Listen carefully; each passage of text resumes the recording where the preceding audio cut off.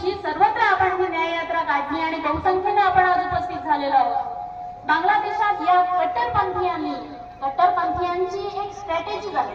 कुठल्याही देशाचं इस्लामिकीकरण कसं करायचं हा त्यांचा पूर्ण ढाचा ठरलेला असतो।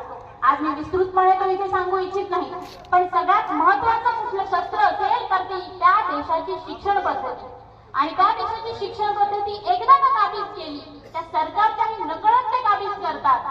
आपल्यालाही कळत नाही की आपली शिक्षण पद्धती कधी त्यांच्या ताब्यात गेलेली आहे आणि त्यातून ते आपल्या कट्टरपंथीय ह्याला पूरक म्हणजे इस्लामवादी करण्याच्या दृष्टीने पूरक अशा गोष्टी एक एक न्याय ते घेत जातात। आणि आपण मात्र काय वरवर हे सौम्य वाटत असतं आम्हाला।